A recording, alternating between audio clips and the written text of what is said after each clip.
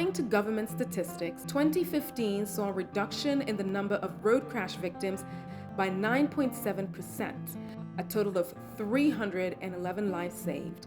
2014, however, had worse numbers, 1,350 reported deaths and 642 passenger fatalities. Elizabeth Mwangeka was one such statistic. Liz, welcome to Unscripted. Thank you. Now tell me a little bit about your December holiday. Okay, it was on the 21st of December. Me and my family, we embarked from Nairobi on our way to Coast to celebrate the Christmas festive. But unfortunately, our journey was cut short by a fatal road accident between Makindu and Kibwezi, which claimed a life of my son, who was 2 years old. Unfortunately, he died on the spot. We were hit by a trailer on the side, then we were thrown out of the road. We rolled for several times, and then the car came to a standstill. You know, at that time, I was unconscious, but later on, I got my conscious back. I realized that I didn't have my baby on my arms.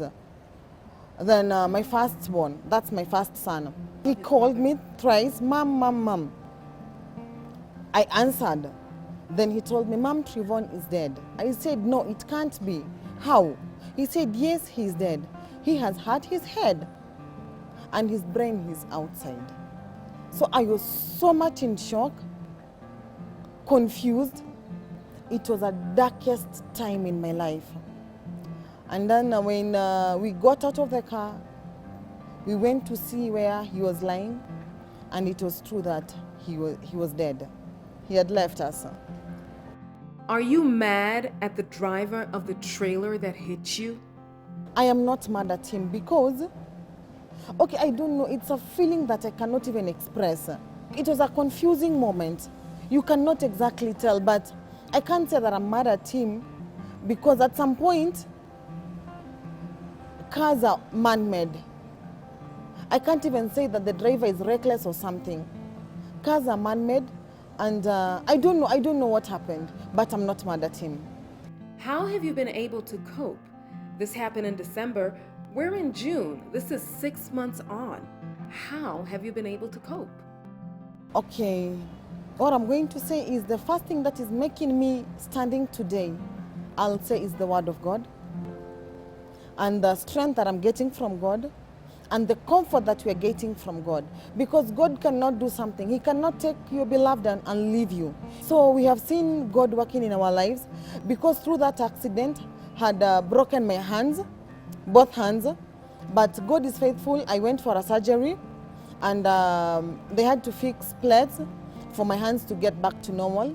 I thank God that I'm here now. I'm strong. My hands are working. And God has always been there for us. We cannot complain. And a lot of praying and also support from our family members. Did you ever blame God? Did you ask God, why did you do this?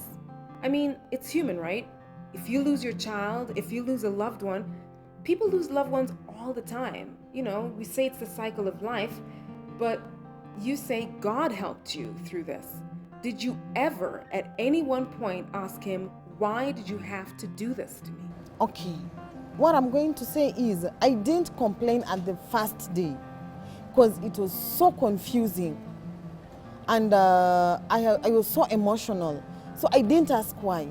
But after some time, after 2 weeks or so, I started asking, then why did it happen? Why did he die? Then I came to realize through him we were saved. The Lord confirmed it to me that my son was an angel, and he came purposely for that. And he took him. He told me I took what belonged to me. I took my angel, and I'm now with my angel. That gave me comfort. One of the things you do is you go around comforting people who have lost family members. How do you gain the strength to do this, considering your most recent loss? Okay, I do it with the grace of God. Yes, I get strength. And yes, I can see what he does. I go to people, I encourage those people who are bereaved. And from there, you can even, you know, they always testify. They'll always tell you that you have really encouraged us, you have given us strength. But what you can tell them is, you can just tell them to face the reality that there is death. And death is not a man-made. Death is from God. Elizabeth, thank you so much for joining me on Unscripted and sharing your very inspiring story. I'm pretty sure we're going to have a lot of people being moved by it. Thank you for joining me on Unscripted. My name is Chow. I'll catch you on the next episode. Ciao.